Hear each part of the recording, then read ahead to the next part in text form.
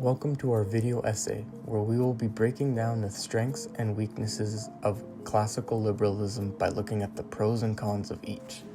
But first, what is classical liberalism? Classical liberalism started with the philosopher John Locke, where he argued that individuals should have natural rights such as life, property, and liberty. Governments should then work to protect these rights through social contracts like the Canadian Charter. Then Adam Smith reinforced it by introducing a laissez-faire economy, where government has little intervention in the market, which leads to progression for everyone. But now let's see where these ideas have taken us throughout history. Rule of law. One of the biggest benefits of the rule of law is that it ensures fairness and protects individual rights. No one, not even the government, is above the law. This prevents corruption and abuse of power. Without the rule of law, leaders could just make random decisions, and justice would be dependent on who has the most power. Instead, laws create a system where everyone is held accountable.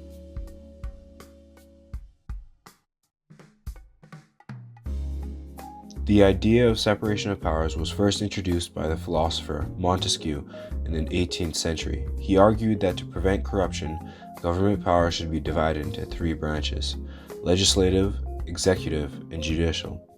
Imagine if one person made the laws, enforced them, and judged them. That would be a dictatorship. But with separation of powers, Parliament makes the law, the Prime Minister and Cabinet enforce them, and the courts ensure they follow the Constitution. Classical liberalism has played a role in advancing civil rights by promoting individual freedom and equality under the law. Thinkers like John Locke argued that people have natural rights, which later influenced movements for racial and gender equality. For example, the civil rights movement in the U.S. used these rights to fight segregation, and the women's suffrage movement pushed for voting rights. Economic freedom was introduced by Adam Smith.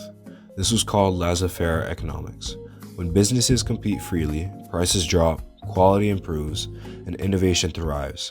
Think about small businesses today. If people weren't free to start their own companies, we wouldn't have companies like Apple, Tesla, or even local family-owned shops. Economic freedom allows people to pursue success on their own. Countries with more economic freedom, like the United States, Switzerland, and Singapore, have higher standards of living, more job opportunities, and great prosperity compared to those with strict government control over the economy. Competition is a driving force behind progress in a free market. When businesses are allowed to compete, they constantly improve products, lower prices, and create new groundbreaking technologies to stay ahead. This benefits consumers with better and more choices and higher quality goods. Think about the tech industry. Companies like Apple, Samsung, and Google are always competing to create the best smartphones, leading to rapid innovation.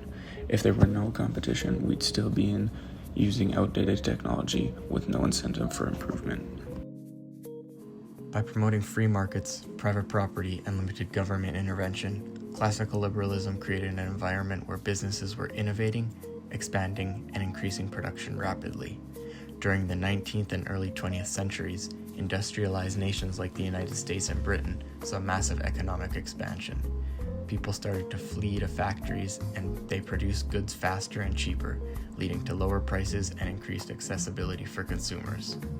The rise of industries also created millions of jobs, pulling people out of rural poverty and into urban centers with more economic opportunities. One major downside of classical liberalism is economic inequality. While free markets encourage competition and innovation, they can also create a gap between the wealthy and the poor. Those who own businesses and capital tend to accumulate more wealth, while workers may struggle with low wages and job insecurity. This leads to the rich getting richer and the poor getting poorer. Without government intervention, issues like low wages, unaffordable healthcare, and rising living costs can make it difficult for lower-income individuals to improve their circumstances. While economic freedom derives prosperity, policies like progressive taxation or social safety nets are necessary to prevent inequality. Another big criticism of classical liberalism is its impact on the environment. Since the system prioritizes economic freedom and minimal government intervention, businesses often prioritize profit over your health and safety. Without regulations, businesses will exploit natural resources, pollute air and water, and contribute to climate change. A historical example is the Industrial Revolution, which led to massive economic growth, but also severe pollution, deforestation, and poor air quality. Exploitation of workers, especially child labor, was prevalent during the Industrial Revolution because it helped with profit. Children had to work long hours in very dangerous situations with very little pay.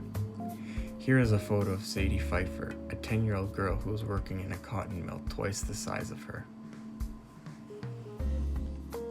While free markets encourage competition, innovation, and economic growth, a lack of regulation could lead to serious problems such as monopolies, worker exploitation, environmental damage, and financial instability.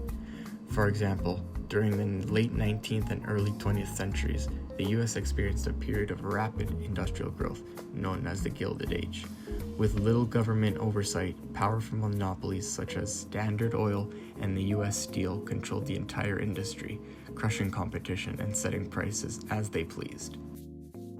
Businesses may cut corners on worker safety to maximize profits. Without strong labor laws, workers can be exposed to hazardous environments, unfair wages, and little job security. For example, garment factories in Bangladesh have poor safety standards, leading to disasters like the Rana Plaza collapse in 2013, which killed over 1,000 workers.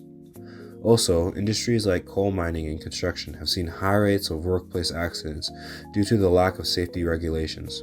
By organizing workers, unions push for better wages, safer environments, and fair treatment. Trickle-down economics, a concept of classical liberalism, suggests that lowering taxes on the wealthy and corporations will increase investment and eventually benefit everyone. However, it doesn't always work this way. For example, during the Reagan administration in the 1980s, tax cuts for corporations and the wealthy were intended to stimulate economic growth. While corporate profits did rise, economic inequality also increased significantly, with the wealth remaining concentrated at the top. The idea that was these cuts would lead to more jobs and higher wages, but the benefits never truly trickled down to the lower income individuals.